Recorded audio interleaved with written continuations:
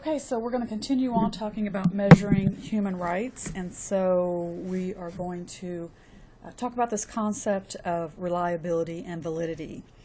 And if you've had a statistics class, this might be familiar to you, but if not, this is kind of some basics about when you're measuring something, how reliable is that measurement and how valid is that measurement. And we need to make sure that our measures conform to both reliability and validity. So let's talk about the concept of reliability. And this idea of reliability is focusing on consistency. Do repeated observations yield the same results for your variable? So do repeated applications under similar conditions yield the same results? What you're measuring, can you measure it any time of the day, any day of the week, and are you going to get the same result?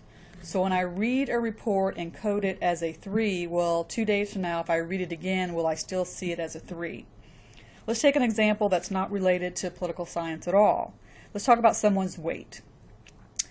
Let's say you go to a carnival and they're guessing weight, and so if you were going to guess someone's weight and one person said about 150, another one was 300, I mean, you're kind of estimating based on some sort of characteristic that you view in that person. You're observing that person, and so you're coming up with the weight. And so people in carnivals do this a lot. You're asked to guess your weight and you win a prize, all right? So they kind of have some idea about people's height, people's girth, if you will, around their waist, and can tell through practice, you know, so-and-so is going to weigh a certain amount of weight based on these physical characteristics that they see. But estimating weight is not a reliable technique for measuring a particular observation. We don't want an estimate so much. We want to know what that person's weight is. So what's the alternative to guessing? Well, it's a bathroom scale. Okay, so when I get on the scale and get back off and get back on the scale, I should have the same consistent weight recorded.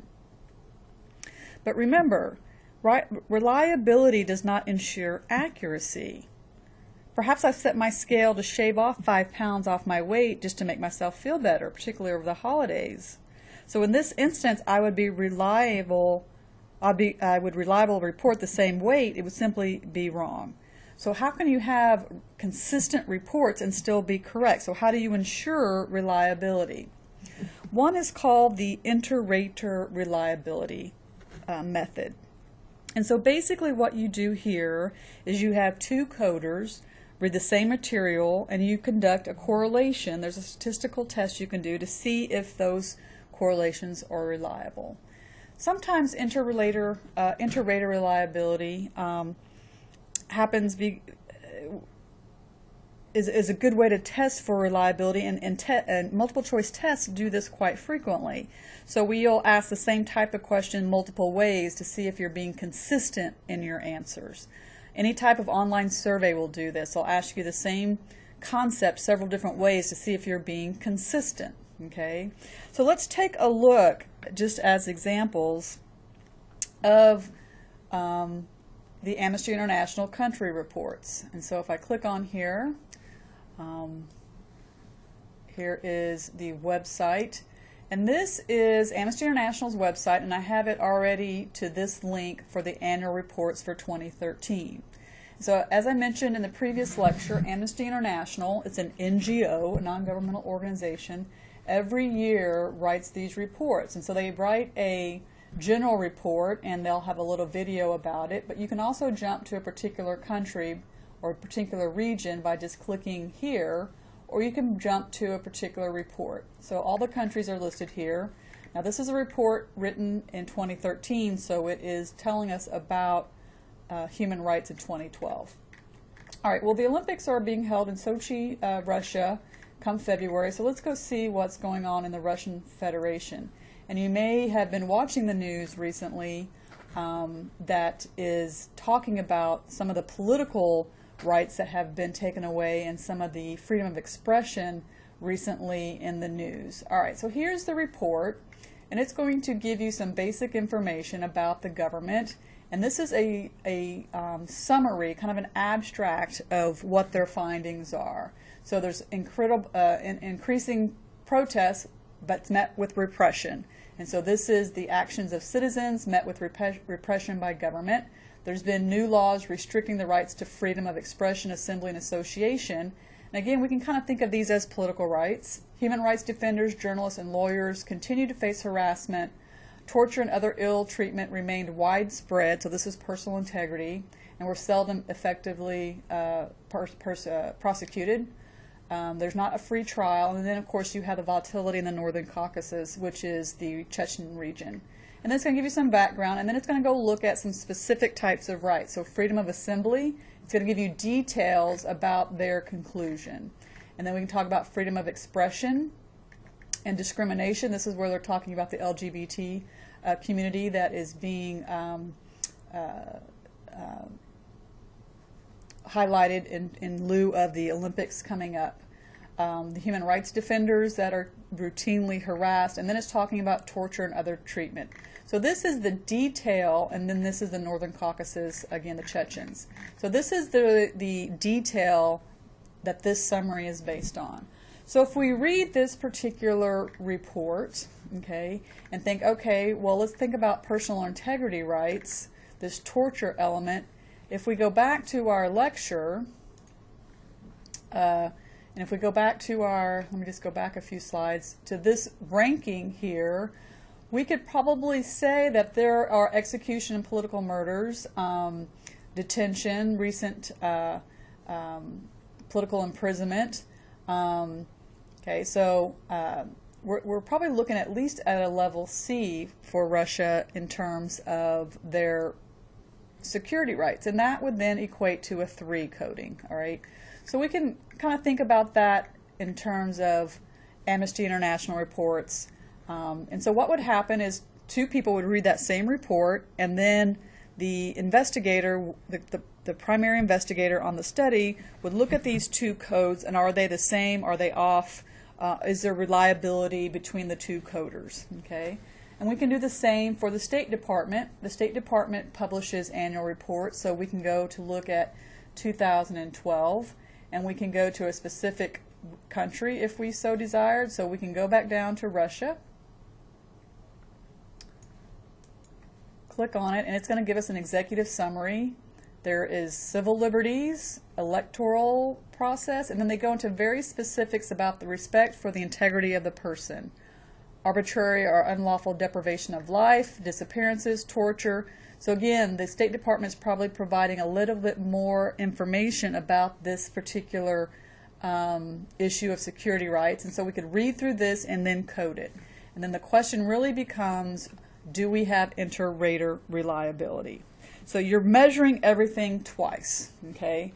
And that's how we can try to make sure that we're consistent, okay? There's internal consistency. You look at the data, okay? Does it make sense? Are you measuring the things in terms of a consistent manner? Are you having indicators that are clearly different from other indicators? And so these are ways that you can test for reliability. So think of, again, as I mentioned before, questions on a survey that are asked over and over but in different ways. So on the same exam, you might be answering multiple questions to see if you're being internally consistent with your answers, or are you guessing? All right. The concept of validity refers to the accuracy of your measure. Even if your measure is reliable, the scale, it may lack validity. That is, it may be measuring things inaccurately. You're simply measuring either inaccurately or maybe you're measuring the wrong thing. So does a variable actually measure the concept that it's meant to measure? So again, we've been looking at security rights up here, but if I take into account the political rights, then it's not a valid measure of security rights, because political rights, the right to vote, isn't part of that concept of personal integrity rights, okay? So the things that we looked at on the Amnesty International reports and the things that we looked at for the State Department reports, we're looking at the integrity of the person. If I include in my calculation of the ranking of the country whether or not people get to vote, it's not making sense on its face. That is not an indicator of personal integrity, whether in terms of whether I can vote or not, okay? So there's lots of examples I can give you of invalid measures. So let me give you an example that's not related to this human rights. You may hypothesize that the larger a city's police force is, the less crime the city has. So you're going to need some data. I need a measurement of crime rates in different cities, and this stuff is available at the state level. However, some police departments might systematically overrepresent the number of crimes in their cities. Well, why would a police department want to indicate that there's more crime? Well, one answer is to persuade public officials that crime is a serious problem and the local police need more resources. So it might be that the police department says, we need more resources, so let's overestimate or overrepresent our crime. Other states or cities might underrepresent the crime. And why would they want to do that? To make the city appear safer, so people would want to move to the city. In the mid-1990s, 94, 95, 96, Atlanta was projecting that they had a very safe city. They were underrepresenting crime in Atlanta. Well, why would they want to do that? Because the Summer Olympic Games were in Atlanta in 1996, and they wanted to ensure tourists that it would be safe to come to Atlanta. Okay. If the researcher relied on official reported measures of crime, these measures might be invalid because they don't measure or don't accurately reflect the actual amount of crime. Okay, so that's one way to think about validity and accuracy. So how do you evaluate the validity? Again, face validity. This is kind of the weakest way to ensure validity, but basically it's a common sense approach. Is that quality of an indicator that makes it seem a reasonable measure of some variable? So, for example, the frequency of church attendance is some indication of a person's religiosity, seems to make sense without a lot of explanation. Okay, so if you are a frequent attender of church, then that might be a pretty good indicator of your religiosity. It's an indicator of how religious you are. It doesn't talk about your belief system, okay? So you have to be careful about what you say you're measuring. Content validity is more of a technical kind of way to test for validity. This is the degree to which a measure covers the range of meanings included within your concept. So again, going back to our security rights definition, we want to look at disappearances, torture, detention without representation, again, the sanctity of your person, okay? Voting, assembling, writing your congressperson, these can't be part of your measurement because they're not valid measures of your personal integrity.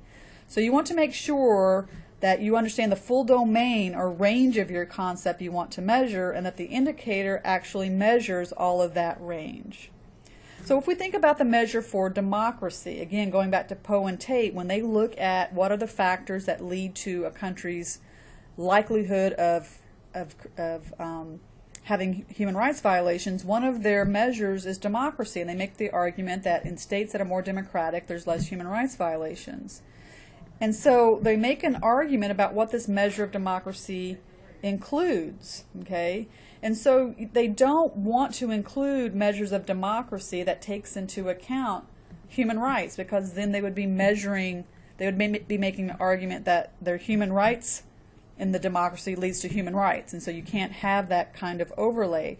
So the democracy measure must include just the concept of democracy as defined by representation, okay? If you have a measure that includes political rights and civil liberties in your measure of democracy, then you can't really talk about human rights as a separate variable, okay? So the political terror scale, the only content is the personal integrity violations and not voting. All right, well, here is a graphical representation of what you aim for. You aim for measures that are both valid and reliable. So if you are measuring whatever this concept is over and over again, you can see you're getting very different targets.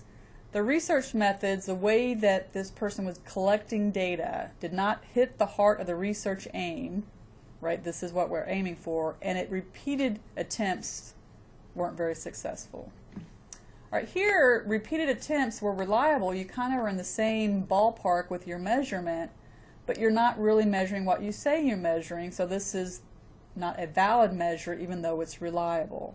Okay, so think of the weight, the scale, where I have adjusted my scale so that I weigh 5 pounds less, right? It's pretty accurate, but it's not valid. Here it's fairly valid, but not very reliable, okay? It's kind of all over the place, okay? So you've got some scattered results here in terms of reliability. And so what you want is a measurement that's measuring what you say you measure, and every time you measure it, you get the same results, okay? Well, there's going to be difficulties in measuring human rights, as we've kind of talked about before. So just in kind of summary, again, the validity and reliability and the scope. Again, see the Richard article in your text, okay? Well, you have to think about how do you measure human rights across time and across countries, across space, countries, and time.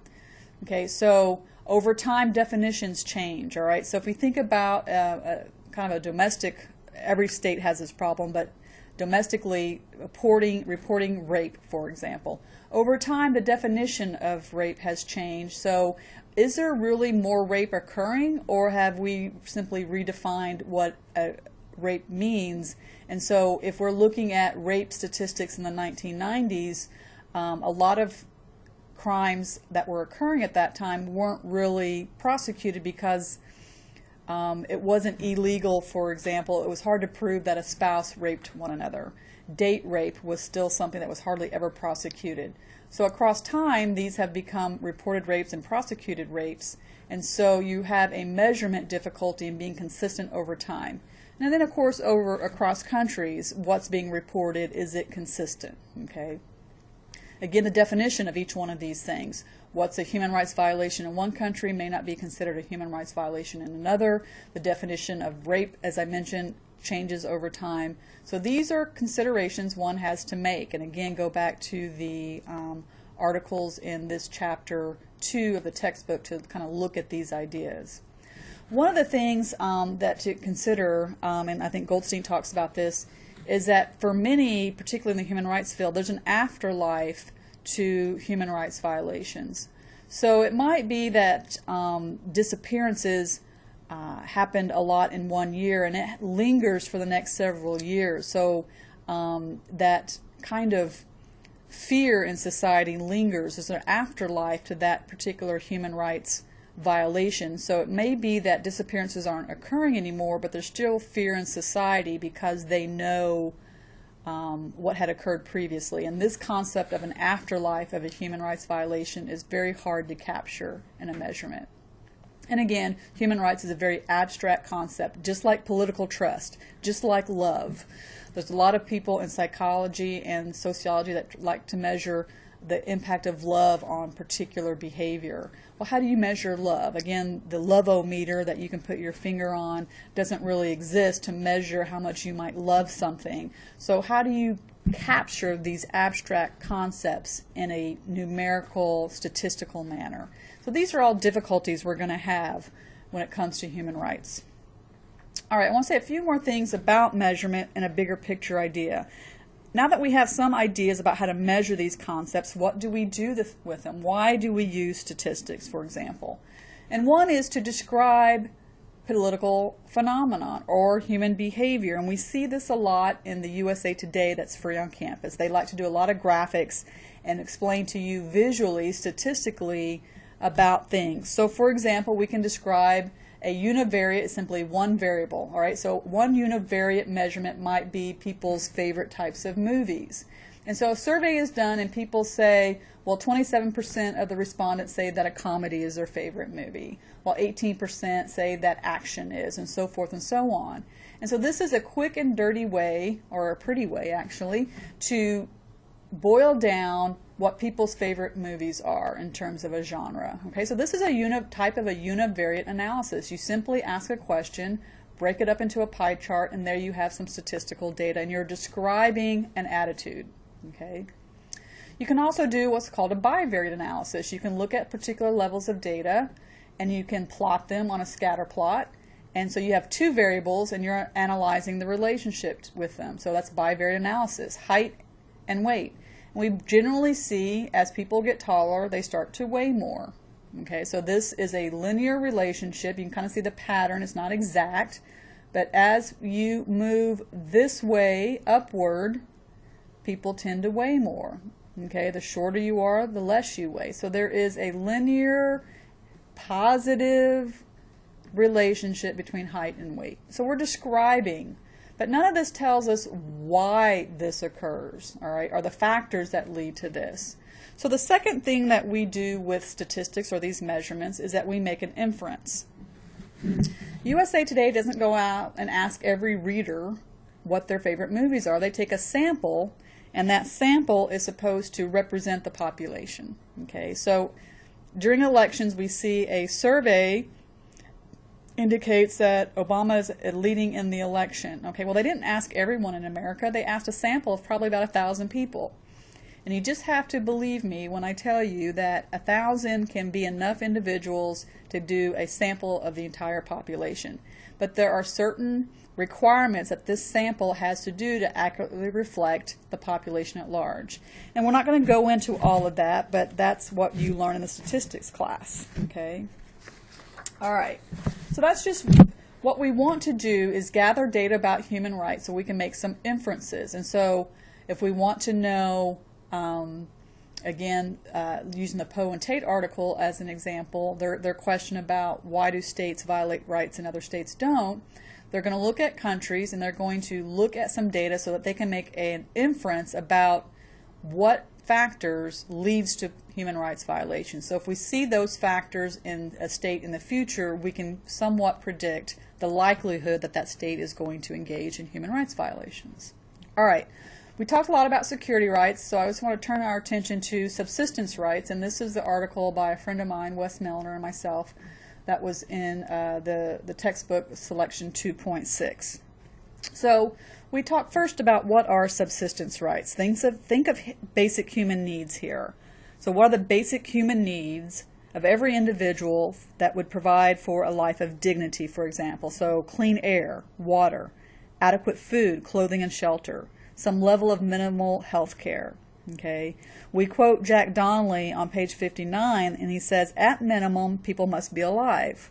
This requires survival rights, and if this survival is to be more than brutish, and again here recall that Hobbesian world that we talked about in Module 1, it requires economic and social rights such as the right to health care and insurance. Okay.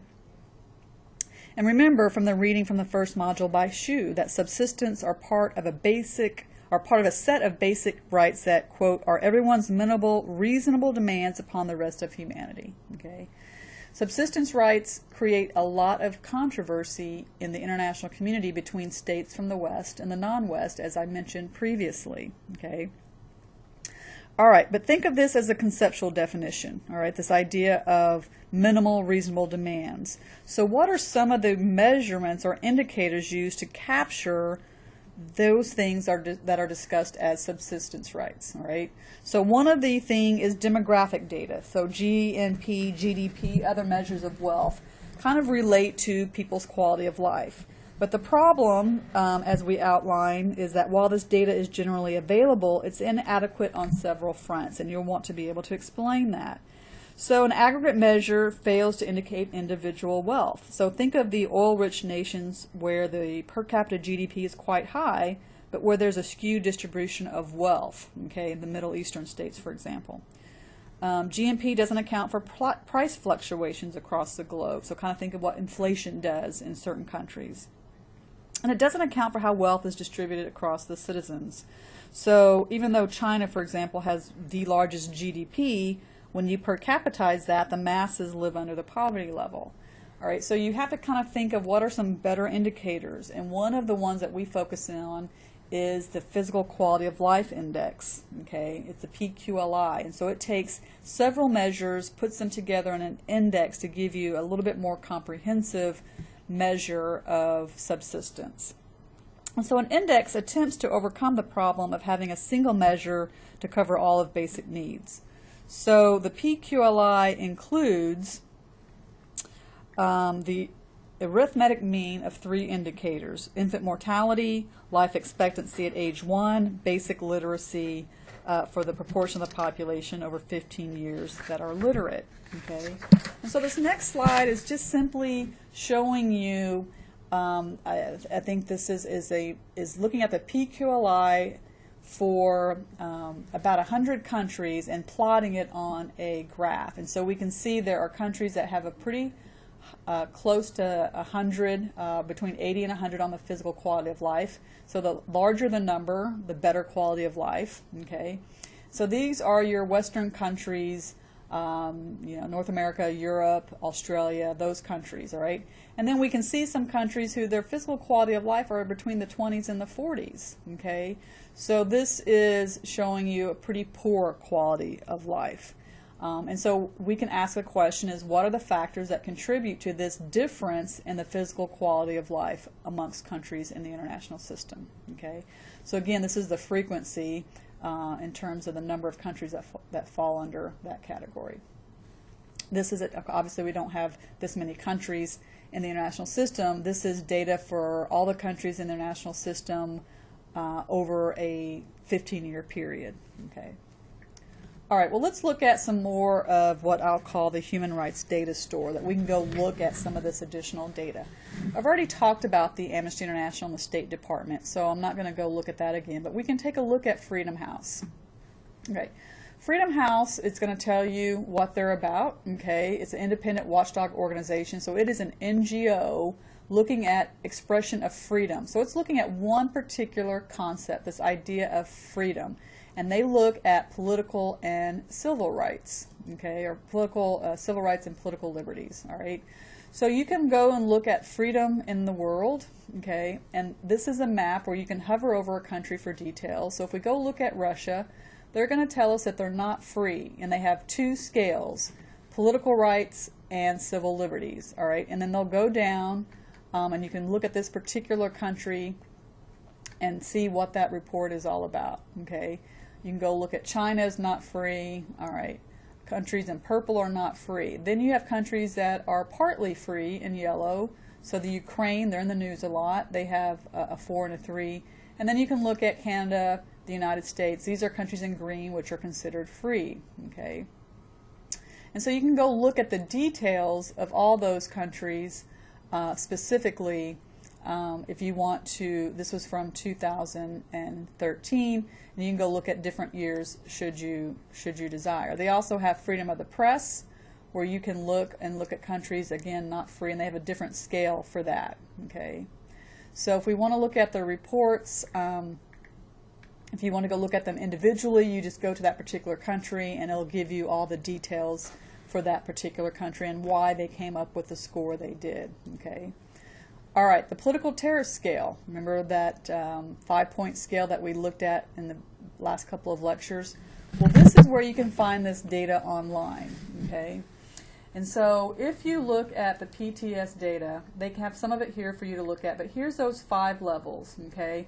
They've inverted the scale where instead of a 1 being countries that are bad, they've inverted it where countries are 1, or I inverted it, all right? So 1 is good here and 5 is bad. And so you can go look at different countries, and so we can go look at our country of Russia. Of course, this would take forever. So we could go and we could download this data, and it would open up into an Excel file for you. Okay, it might take a few minutes.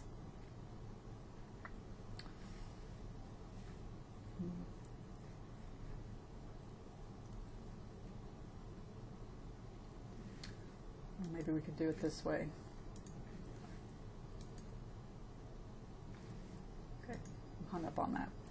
Let's try that again. If we go look at the political terror scale and we look at countries, if we just wanted to look at the Eurasian continent, okay, so I need to go to Europe to see Russia, okay. So we can see Russia was scored a 4 and a 4. Okay, we were looking at a 3, but they think it has expanded to large numbers of the population. So we were being conservative before I was, and so they are a 4 and a 4, reading those 2 reports we looked at. And then you can go look at other years. Let's go look at their year in 2007. Not much has changed. Okay, so you can download this data into an Excel spreadsheet if you desired. All right. The SERI data set is a program that, again, David Richards and David Signorelli put together, and it is kind of a competitor of those two, of the political terror scale. And this is the assignment for your writing response, should you choose to do it this time. And you have to create an account. It's free, okay, and you can just go in there and download their data. But if you look at the documentation, you can look at this data, and it's going to tell you what the variable descriptions and indicators are. Again, words we should be familiar with, okay. So they identify the country, okay, these are all identifiers. So they're going to have a variable called Physical Integrity Rights Index, okay. So again, this is getting to that physical, personal security rights. Torture, extrajudicial killing, political imprisonment, disappearance, and it ranges from 0 to 8. The political terror scale we looked at before goes from 1 to 5. And so then we can go to this, they talk about how they're measuring that based on this article, and won't go into all those details, but this index is made up of these variables here, disappearances, and they tell you how they score 0, 1, and 2. Extrajudicial killings, they'll tell you how it's scored. Political imprisonment, down to torture. Okay. They have an empowerment rights index that looks more at political rights. So you look at a movement, freedom of speech, assembly, workers' rights, that sort of thing. And so here are all the components of that particular measure. Okay. They have a measure about freedom of religion. They have a measure about workers' rights. All right. And then they have a women's economic rights measure. So these are kinds of things that this measure includes, and they base it on this is the index. Okay. And they have all these different variables that they're going to look at to see how those things are measured. All right, so that's the topic of your assignment if you choose to do the writing response. Okay, Polity 4 data set. Got the wrong link, but Polity 4 can give you a lot of information about democracy and autocracy. Okay. And then again, here's a SERI human rights data that looks at women's rights. There's also the Human Development Index. Didn't check that either. But the Human Development Index is similar to the Physical Quality of Life Index. So if you just Google Human Development Index, you'll be able to look at that, and that's produced by the UN. Okay. All right, well, that's where we'll stop for this lecture. And this is the end of this module. So the next module, we'll turn our attentions to institutions, law, and organizations.